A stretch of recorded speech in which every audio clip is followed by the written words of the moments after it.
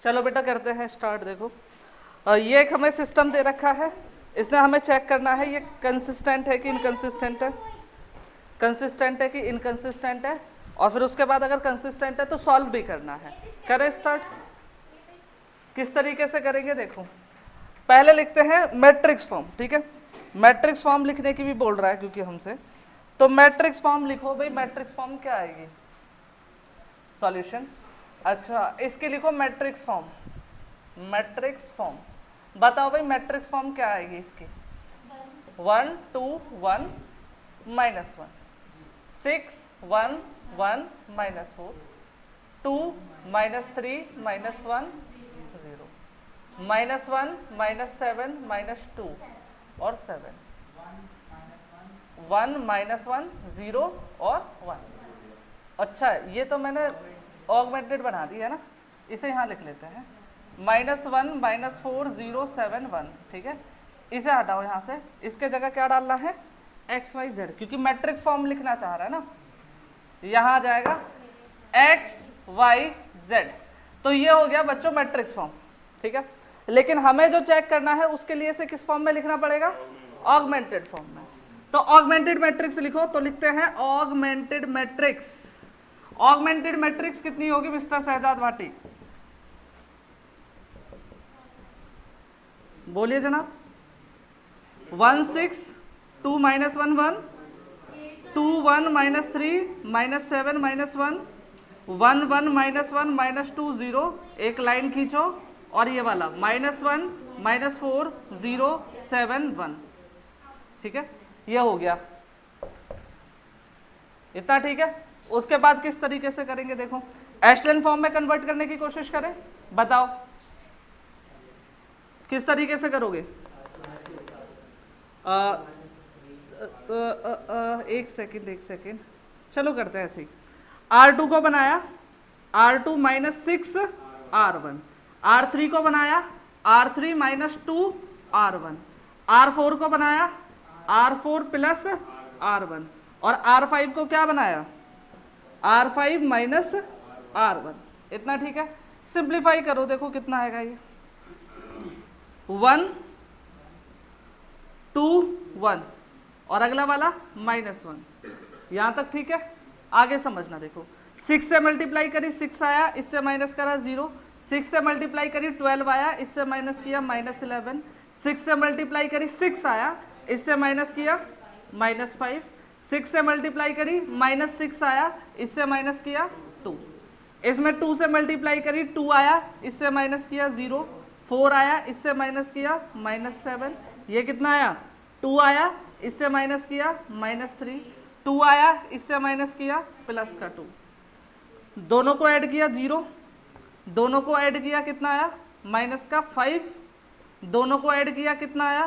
-1, दोनों को ऐड किया कितना आया? 6, फिर इससे इसको माइनस किया 0, इससे इसको माइनस किया -3, इससे इसको माइनस किया -1, इससे इसको माइनस किया 2। तो यहां तक पहुंच गए। इसके बाद कुछ आइडिया? इसमें 4 से मल्टीप्लाई करके इससे प्लस कर दूं, माइनस कर दूं, तो ये 1 बन जाएगा। ठीक है, देखना जरा। R2 को बनाया R2 -4R, कितना हो जाएगा? 4 छोड़ो, 2 से कर लो इसमें, पर बात वही है, इसी से कर लो। चलो 4R5, देखो कितना बनेगा? ये बनेगा 1 2, फिर अगला वाला 1, फिर उससे अगला वाला -1। ठीक है, अब देखो 0, अब यहां देखो इसमें जैसे ही 4 से मल्टीप्लाई करिए कितना हो गया? 12, इससे माइनस किया कितना हो जाएगा? 1, इसमें 4 से मल्टीप्लाई करिए कितना आया? -4, इससे माइनस किया -1, इसमें 4 से मल्टीप्लाई करी कितना आया? 8, इससे माइनस किया -6, बाकी सारे सेम है, तो ये आ जाएगा 0 7, फिर है -3, और फिर है यहाँ 2, फिर कितना है देखो यहाँ 0, और फिर कितना -5 -1, और अगला वाला 6, और अगला वाला 0 -3 -1, और ये कितना है 2। अब इस 1 की हेल्प से इसके नीचे वालों को 0 बनाओ, तो R3 को बनाएंगे R3 -7 R2, R4 को बनाएंगे R4 plus 5R3 R2 sorry, और इसको बनाएंगे R5 को R5 प्लस 3R2। करना जरा कितना होगा, ये हो जाएगा 1 2 1, ये हो जाएगा माइनस का 1। अब देखो 0 1 -1 -6 0, 7 से मल्टीप्लाई करी कितना आया 7, 7 से माइनस किया 0, ये -7 इससे माइनस किया 4, ये कितना हो जाएगा 24, 7 से करेंगे ना 42, 42 इससे माइनस करा तो 44, ये वाला कितना आएगा 0 0, 5 से मल्टीप्लाई करी -5, इसमें ऐड किया -6, इसमें करी 5 से मल्टीप्लाई कितना हो गया 30, इसमें से माइनस किया कितना हो गया 36, इतना ठीक है। ये वाला देखो कितना होएगा 0, और ये वाला भी 0, 3 से मल्टीप्लाई करी -3, इसमें ऐड किया -4, 3 से मल्टीप्लाई करी कितना हो गया इसमें 18, 18 को इसमें ऐड किया तो कितना बचा 16, वो भी कितना माइनस का 16, इतना ठीक है। अब देखना मैं क्या कर रहा हूं, देखो R1 को ये है R3 को बनाया 1/4 R3, ठीक है। R4 को बनाया -1/6 से डिवाइड कर दो, और R5 में किससे डिवाइड कर दो -1/4 से, यहां तक ठीक है। अब देखो ये सिस्टम बनेगा क्या, ये रहेगा 1 2 1 फिर -1, ये वाला रहेगा 0 1 -1 -6 0 0 1, और ये बचेगा 11, 0 0 1, और ये कितना बचेगा -6, ये वाला 0 0 1, और ये कितना बचेगा 4, ठीक है। अब मैं क्या करता हूं, इसको इन दोनों से माइनस कर देता हूं, ठीक है। R3 से कर लो रिड्यूस, तो R5 को मैंने बनाया R5 माइनस R4, यही बहुत है वैसे तो, ठीक है। देखना जरा कितना बनेगा, ये रहेगा 1 2 1 -1, ये वाला 0 1 -1 -6 0 0 1 11, ये आएगा 0 0 1 -6, और ये हो जाएगा 0 0 0 और माइनस का 7। और मैंने बताया था अगर किसी भी मैट्रिक्स में ऐसी रो आ जाती है जो किस फॉर्म की हो 0 0 0 बी फॉर्म की हो, है ना, तो वो सिस्टम कैसा होता है इनकंसिस्टेंट। ऐसा भी देख सकते हो, अगर ए की रैंक देखोगे कितनी आई, अब वैसे एक और चीज करनी पड़ेगी इसके लिए हमें, एक और चीज है ना, एक और माइनस कर लोगे, इसे भी कर लो माइनस, चलो R4 को घटा लो, R4 माइनस R, अच्छा एक सेकेंड, यहाँ R3 कर लो, ये भी R3 है, इसे भी माइनस कर लोगे तो ये 0 हो जाएगा, और 6 से 11 जाएंगे तो ये हो जाएगा -17, ठीक है। अब देखोगे, अब देख लो रैंक दिख रही है ना, अलग अलग रैंक है, इससे भी देख सकते हो, तो लिखेंगे rank A is not equal to rank AB, therefore system is inconsistent, system is inconsistent. हो गया अभी, कोई डाउट हो तो बोलो। चलो भाई, यह है क्वेश्चन नंबर 13, क्या बोल रहा है, for what values of lambda the system fails to have unique solution, this system ना, मतलब हमें लैम्डा की वो वाली वैल्यूज फाइंड आउट करनी है जिस पर इस वाले सिस्टम का यूनिक सॉल्यूशन ना हो, ठीक है। और बोल रहा है इनमें से किस कंडीशन पर सॉल्यूशन होगा, ठीक है, वो वाली बात मैंने यहाँ लिखी नहीं है, ठीक है। देखते हैं जरा सॉल्यूशन। अच्छा, इसकी सीधी ऑगमेंटेड मैट्रिक्स लिखते हैं, देखना जरा ऑगमेंटेड मैट्रिक्स बताओ कितनी है, augmented matrix, augmented matrix, augmented matrix कितनी होगी, देखो AB और इज इक्वल्स टू कितना है 3 - 1 लैम्डा और प्लस का 1, दूसरा वाला क्या है 2 1 1 2 1 2 माइनस लैम्डा -1, इतना ठीक है। अब देखो हम इसे ले जाते हैं एशेलन फॉर्म में, ठीक है, ले जाओ एशेलन फॉर्म में। कैसे करेंगे देखो, पहले R1 को इंटरचेंज कर लेते हैं R3 के साथ, तो कितना हो जाएगा 1 2 माइनस लैम्डा -1, इतना ठीक है। फिर कितना हो जाएगा 2 1 1 2, फिर 3 -1 लैम्डा 1, इसकी हेल्प से दोनों को 0 बनाओ, तो R2 को बनाएंगे R2 माइनस 2R1 और R3 को क्या बनाओगे R3 माइनस का 3R1। कितना होगा ध्यान से समझो जरा, ये वाला कितना है 1 2 माइनस लैम्डा और ये वाला कितना है माइनस का 1। अब देखो जरा 0 कितना हुआ -3, ये वाला कितना हुआ 1 प्लस 2 लैम्डा, है ना। इसमें 2 से मल्टीप्लाई करके इससे माइनस किया, ये हो जाएगा 4। ये वाला 0 6 इससे माइनस किया माइनस का 7, ठीक है। इसमें 3 से मल्टीप्लाई करी कितना है 3 लैम्डा, इससे माइनस करा 4 लैम्डा। ये वाला 3 से मल्टीप्लाई करी इससे माइनस किया कितना हो गया 4। यहाँ तक ठीक है। चलो इसको 0 बनाया जाए, कैसे बनाओगे इसको 0, पहले इसे 1 बना लेते हैं ना। 1 कैसे बनाओगे देखो, R3 को ऐसा बना लो R3 माइनस का 2R2, देखो कितना होगा ये हमारे पास कुछ ऐसे बनकर आएगा। पहला वाला तो सेम रहेगा 1 2 माइनस लैम्डा और -1, दूसरा वाला भी बिल्कुल सेम रहेगा 0 -3 1 प्लस 2 लैम्डा और ये वाला कितना 4। इसे देखो जरा 0, अब इसमें 2 से मल्टीप्लाई करी कितना हुआ -6, इससे माइनस करा कितना हो गया -1। इसमें 2 से मल्टीप्लाई करी कितना आया 2 और 4 लैम्डा, इससे माइनस किया 4 लैम्डा तो कैंसिल -2 बचा। यहाँ देखो ये कितना बनेगा 8, इससे माइनस करोगे, अच्छा एक सेकेंड डबल कर रहे हैं ना, ठीक है। 8 इससे माइनस किया माइनस का 4, इसकी एलटी से 0 बना लो। कैसे बनाओगे R2 को बना लो R2 माइनस का 3R3, ये वाला कितना हो जाएगा 1 2 माइनस लैम्डा और फिर -1, ये वाला हो जाएगा 0 -3 से इससे माइनस किया 0 -3 मतलब 3 करो इसमें मल्टीप्लाई 6 इससे माइनस किया तो 7 हो जाएगा, है ना। और ये वाला कितना होएगा 12, इससे माइनस किया तो 16 और 0 -1 -2 -4, इतना ठीक है। इसको इंटरचेंज कर लो किसके साथ R3 के साथ, R2 को इंटरचेंज करो, R2 को इंटरचेंज करो R3 के साथ, क्या आएगा 1 2 माइनस लैम्डा और -1, ये वाला 0 -1 -2 -4 0 0 7 प्लस 2 लैम्डा और फिर कितना 16। अब देखो ये बोल रहा है यूनिक सॉल्यूशन नहीं होना चाहिए इसका, है ना। एक बात बताओ यूनिक सॉल्यूशन कब होता था, जब n इक्वल टू कितना हो r हो, या फिर ऐसा समझो कोई फ्री वेरिएबल ना हो और सिस्टम कैसा होना चाहिए कंसिस्टेंट। चलो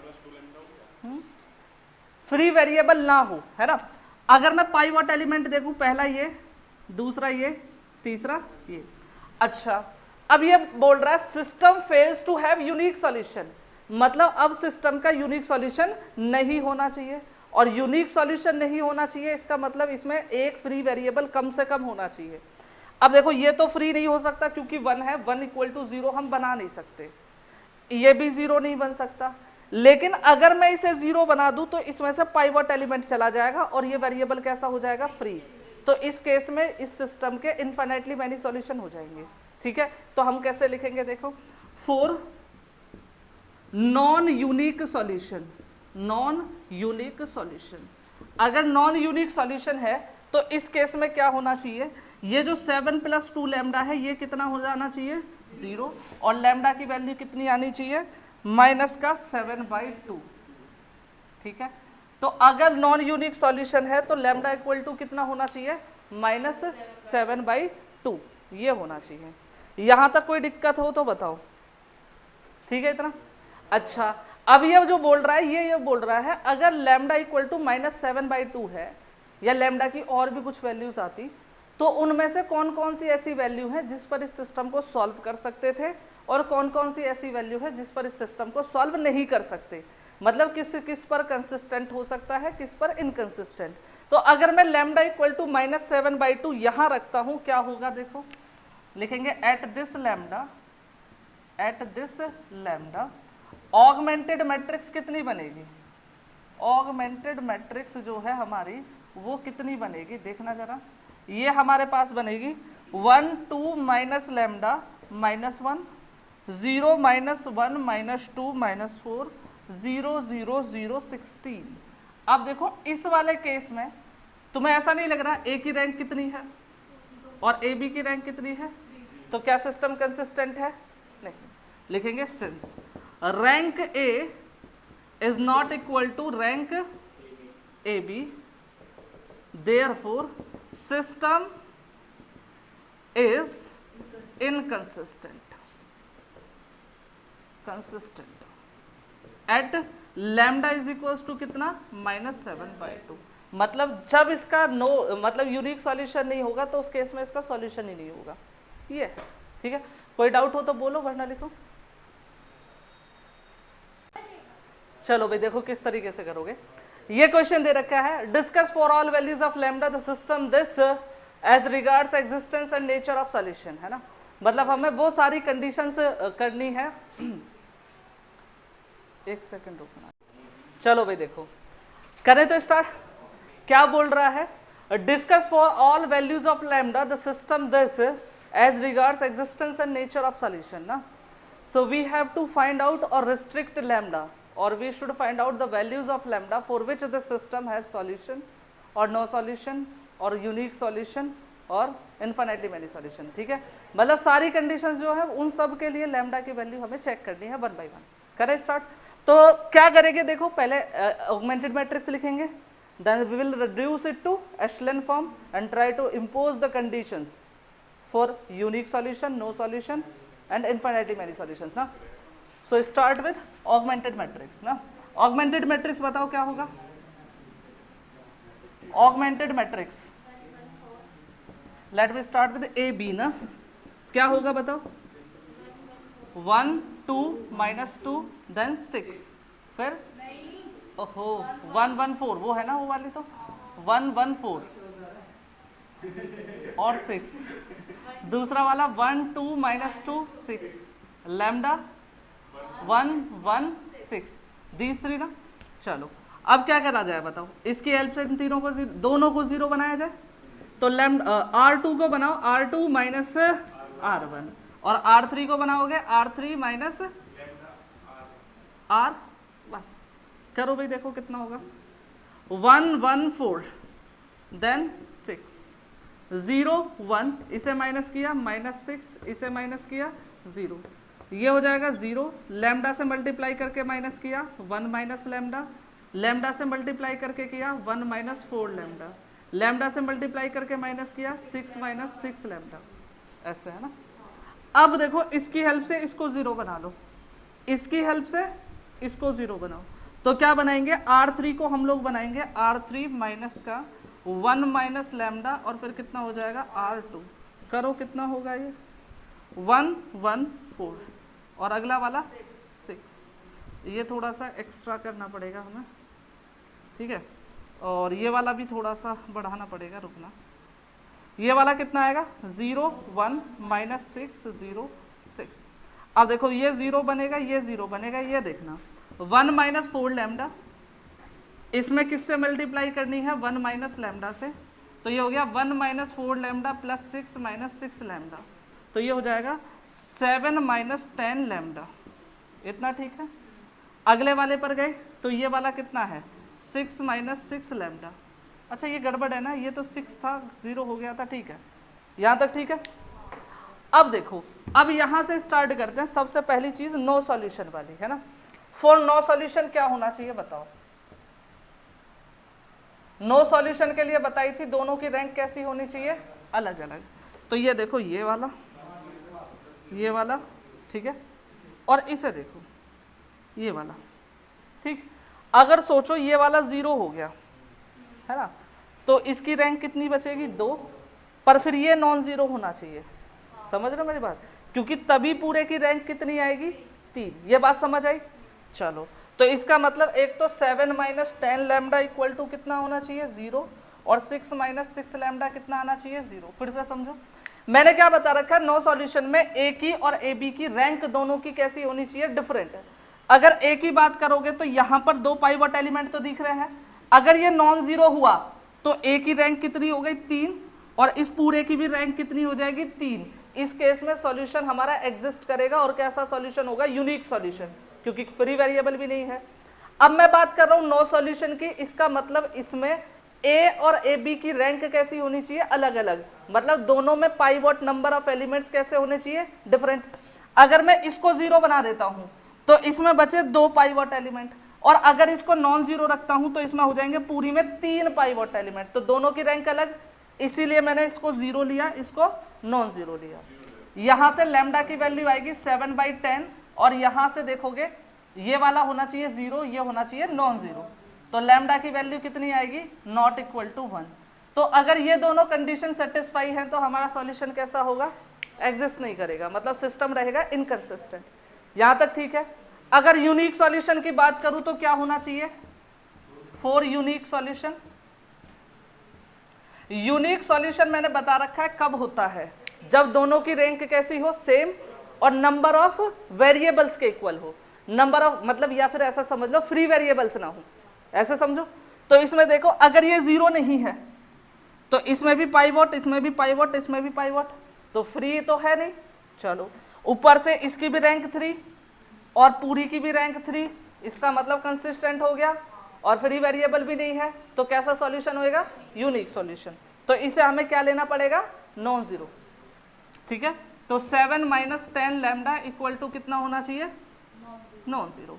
तो lambda is not equal to क्या होना चाहिए, 7/10। तो इस केस में क्या हो जाएगा, यूनिक सॉल्यूशन। अच्छा, क्या ऐसा कर सकते हैं इनफिनिटली मेनी सॉल्यूशन हो, इनफिनिटली मेनी सॉल्यूशन, क्यों, दोनों को 0 कर दो। अब देखो ए की रैंक कितनी बचेगी, 2, पूरी की भी रैंक कितनी बचेगी, 2, और ये क्या हो जाएगा, फ्री। तो इस वाले केस में कितने सॉल्यूशंस आएंगे, इनफिनिटली मेनी। तो 4 infinitely many solution, infinitely many solutions. अगर इनफिनिटली मैनी सॉल्यूशंस की बात करें तो क्या होना चाहिए, दोनों क्या होने चाहिए, 0। 7 - 10 lambda equal to 0 and 6 - 6 lambda is equal to 0। तो लैम्डा इक्वल टू आएगा 7/10 and lambda is equal to कितना आना चाहिए, 1। So these are the condition for respective situations ना। चलो लिखो, बाकी मिलते हैं नेक्स्ट सभा में।